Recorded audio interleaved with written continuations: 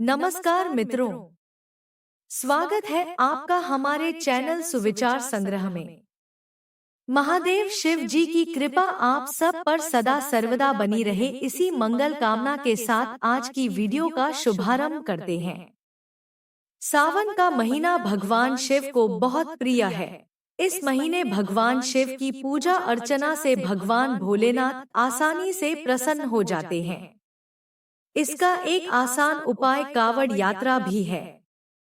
इसके अनुसार शिव भक्त भगवान शिव को प्रसन्न करने के लिए कावड़ यात्रा निकालते हैं और पवित्र नदी का जल लेकर कठिन व्रत का पालन करते हुए घर के पास या किसी पौराणिक शिवालय में हर सोमवार जल अर्पित करते हैं। यह कावड़ यात्रा सावन में सोमवार को शिवजी के जलाभिषेक से शुरू होकर सावन शिवरात्रि तक चलती है। सबसे ज्यादा शिव भक्त शिवरात्रि पर ही जलाभिषेक करते हैं। मान्यता है कि इससे भक्त की मनोकामना पूरी होती है। इस साल यानी 2025 में कावड़ यात्रा 11 जुलाई शुक्रवार को पूर्वाषाढ़ा नक्षत्र में शुरू हो जाएगी। 27 नक्षत्रों में पूर्वाषाढ़ा 20वां नक्षत्र है, जिसे अजय तारा यानी जिसे हराया नहीं जा सकता है।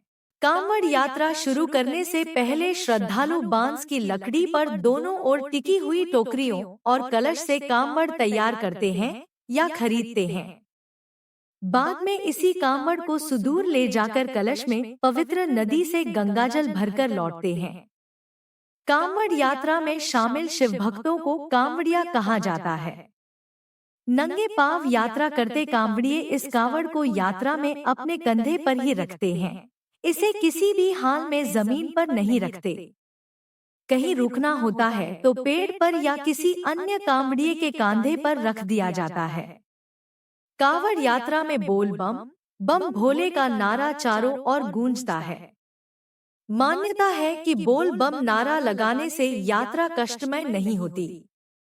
भोलेनाथ कावड़ियों की यात्रा मंगलमय करते हैं। बोल बम में बम शब्द ब्रह्मा, विष्णु, महेश एवं ओमकार का प्रतीक माना गया है। बोल बम सिद्ध मंत्र है। इसे बोलने से श्रद्धालु के शरीर में एक नई ऊर्जा का संचार होता है, जो भक्तों को शक्ति प्रदान करता है।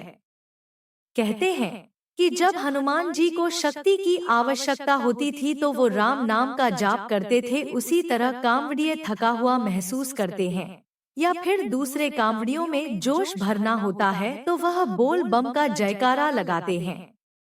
आइए जानते हैं कावड़ यात्रा के नियम। 1. कावड़ियों को संयम के साथ एक साधु और ब्रह्मचारी का जीवन जीना होता है। भगवान का ध्यान किया जाता है। 2. गंगाजल भरने से लेकर उसे शिवलिंग पर अभिषेक तक का पूरा सफर भक्त पैदल नंगे पांव पूरा करना होता है। 3. यात्रा के दौरान नशा नहीं करना चाहिए और मांसाहार का सेवन नहीं किया जाता है। 4. कावड़ यात्रा में किसी को अपशब्द बोलने पर पुण्यफल नष्ट हो जाता है। 5. स्नान किए बगैर कावड़ को नहीं छूना चाहिए और यात्रा के दौरान शुद्धता का ध्यान रखना चाहिए। 6. आमतौर पर यात्रा के दौरान कंघा, तेल, साबुन आदि का इस्तेमाल नहीं किया जाता है। 7. कावड़ यात्रा के दौरान सावन शिवरात्रि और फाल्गुन में महाशिवरात्रि पर शिवजी के जलाभिषेक से पहले तक चारपाई पर नहीं बैठा जाता है और कठोर नियम संयम का पालन किया जाता है। ये तो बात हो गई यात्रा के नियम और कब से शुरू हो रही है। अब आते हैं कि कावड़ यात्रा से लाया हुआ जल अपने गृह नगर में किस तिथि को अर्पित किया जाता है। यह जल मासिक शिवरात्रि के दिन शिवालय में चढ़ाया जाता है। चतुर्दशी तिथि की शुरुआत 23 जुलाई 2025 को सुबह 4:39 पर होगी और इसका समापन 24 जुलाई 2025 को रात 2:28 पर होगा। इसीलिए सावन माह में भोलेनाथ को जल 23 जुलाई 2025 बुधवार के दिन चढ़ाया जाएगा। आइए अब जानते हैं शिव पूजन का शुभ मुहूर्त। सावन मासिक शिवरात्रि पर भगवान शिव की विशेष पूजा रात्रि के समय की जाती है, जिसे निशिता काल कहा जाता है। इस बार पूजा का सर्वोत्तम समय 24 जुलाई को रात 12:07 से 12:48 तक रहेगा। इस मुहूर्त में कुल 41 मिनट का समय होगा, जो कि शिव पूजन और जलाभिषेक के लिए सबसे शुभ माना गया है। चलिए अब जानते हैं, आखिर वह कौन था जिसने कांवड़ उठाकर पहली बार हर की पैड़ी के गंगाजल से भगवान भोलेनाथ का महाजलाभिषेक किया था। किसने उठाई थी पहली कांवड़?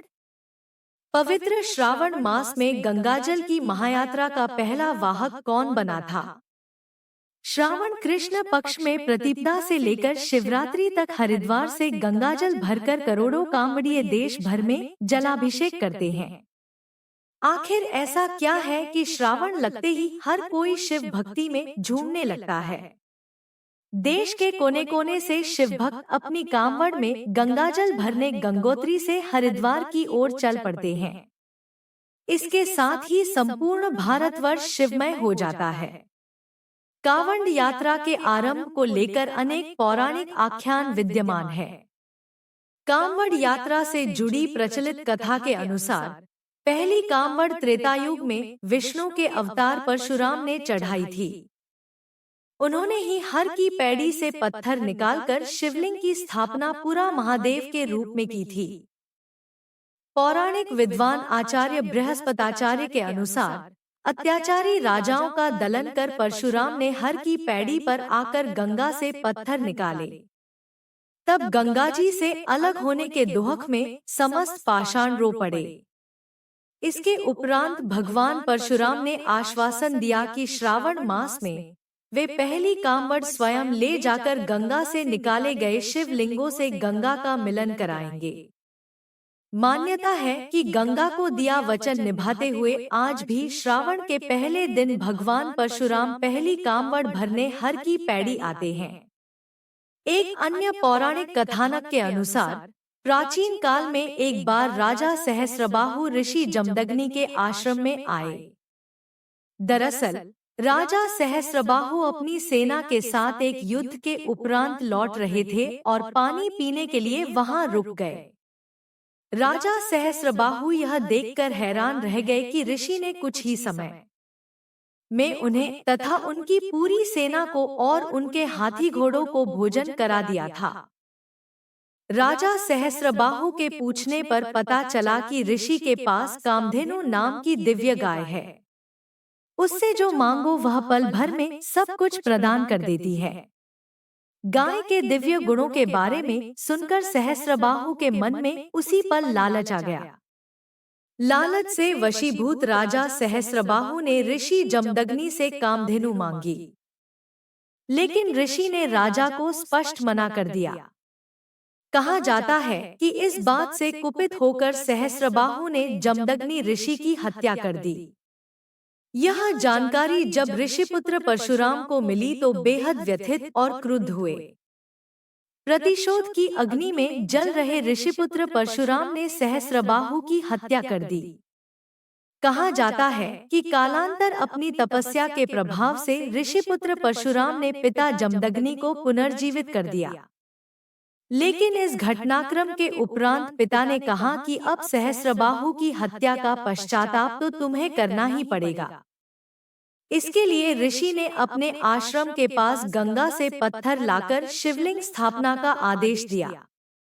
कालांतर ऋषिपुत्र परशुराम ने ऐसा ही किया और हर की पैड़ी से शिवलिंग लेकर पुरा में शिवलिंग की स्थापना की। बताते हैं कि गंगा के आंचल में रहने वाले पाषाण अपने साथी के गंगा से अलग होने पर रोने लगे। पत्थरों ने ऋषिपुत्र परशुराम से अनुनय विनय की कि उसे मां गंगा से अलग न करो। तब ऋषिपुत्र परशुराम ने कहा कि प्रत्येक सावन में वे स्वयं कांवड़ उठाएंगे और पूरा महादेव में जलाभिषेक करेंगे। जहां परशुराम ने शिवलिंग स्थापित किया वह स्थान आज पूरा महादेव कहलाता है और शिवरात्रि के दिन लाखों श्रद्धालु यहां कांवड़ चढ़ाने आते हैं। ऋषि ने फिर कहा कि आने वाले श्रावण मास में हर की पैड़ी से जल लाकर पुरा में स्थापित शिवलिंग का अभिषेक करो। परशुराम ने पहली कामवड़ उठाई और शिव चौदस के दिन जलाभिषेक किया।